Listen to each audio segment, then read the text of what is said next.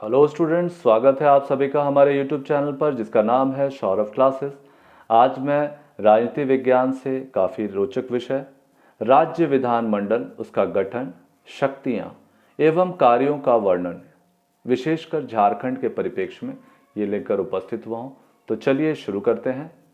राज्य की राजनीतिक व्यवस्था को सफलतापूर्वक संचालन हेतु राज्य विधानमंडल का प्रावधान भारतीय संविधान के भाग 6 तथा अनुच्छेद 168 से 212 में किया गया है।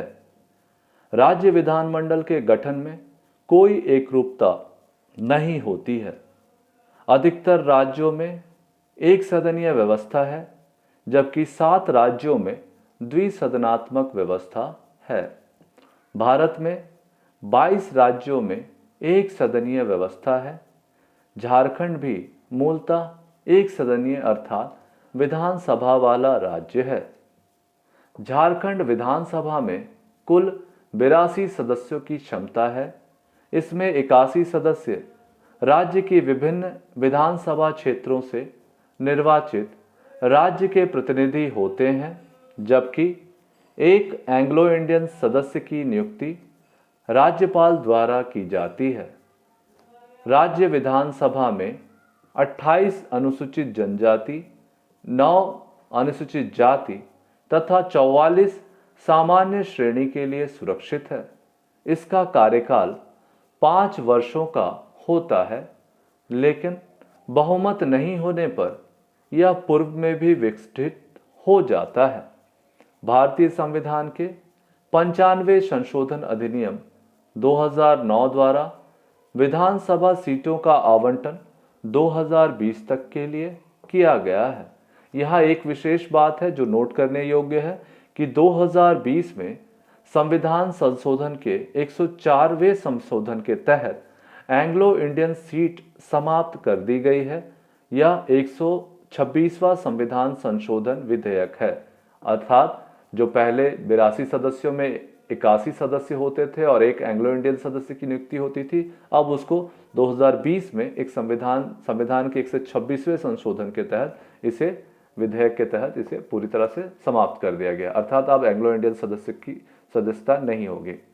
अब इनकी शक्तियां एवं कार्य देखेंगे। पहला है, झारखंड विधानमंडल एक सदनीय स्वरूप होने के कारण सभी विधेयक, साधारण विधेयक हों चाहे धन या वित्त विधेयक आदि, विधानसभा में ही पेश किए जाते हैं और उसे विधानसभा में ही 2/3 बहुमत से पास कर राज्यपाल के पास अनुमोदन के लिए भेजा जाता है। राज्यपाल की स्वीकृति मिलने के बाद प्रस्तुत विधेयक कानून का रूप धारण कर लेता है। ठीक है, चलिए दूसरा पॉइंट देखते हैं।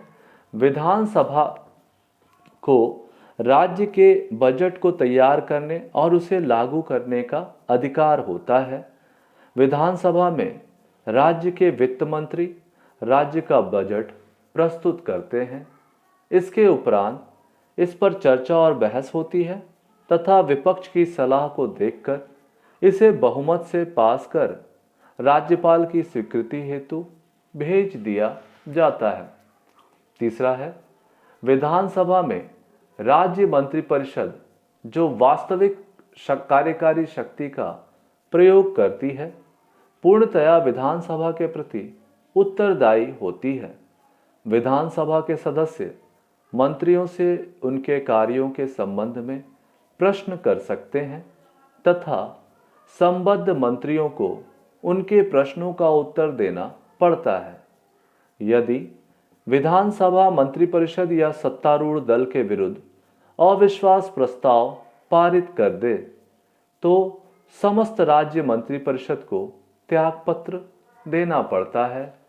विधानसभा बहस, स्थगन, ध्यानाकर्षण, निंदा आदि प्रस्तावों द्वारा भी कार्यपालिका पर नियंत्रण रखती है। चौथा है, राज्य विधानसभा में मुख्यमंत्री तथा उसकी मंत्रिपरिषद की सहायता से विधानसभा में राज्य के विकास तथा राज्य के लोगों के विकास हेतु नई नीतियों को निर्धारित करते हैं। अंततः हम निष्कर्ष देखें, इस प्रकार उपरोक्त अध्ययनों से स्पष्ट है कि राज्य विधानमंडल का स्वरूप झारखंड में एक सदनीय है। इसके सदस्य राज्य विधानसभा क्षेत्र के प्रतिनिधि के रूप में चुने जाते हैं। जो दल बहुमत प्राप्त दल का नेता होता है वह मुख्यमंत्री पद की शपथ लेता है तथा अपनी एक राज्य मंत्रिपरिषद का गठन करता है तथा उसके सहयोग से शासन संचालित करता है। उसकी मंत्रिपरिषद सामूहिक रूप से विधानसभा के प्रति उत्तरदायी होती है, लेकिन यदि मंत्रिपरिषद संवैधानिक नियमों से अलग कार्य करती है तो विधानसभा के सदस्य उनसे प्रश्न पूछकर कार्य स्थगन प्रस्ताव जैसे कटौती प्रस्ताव तथा अविश्वास प्रस्ताव आदि द्वारा उन पर नियंत्रण रखती है। इससे राज्य मंत्रिपरिषद तथा मुख्यमंत्री सदैव अपने कार्यों के प्रति सजग रहते हैं और विधानसभा के प्रति निष्ठा बनाए रखते हैं। इस प्रकार से हमारा यह विषय यहीं समाप्त होता है। धन्यवाद।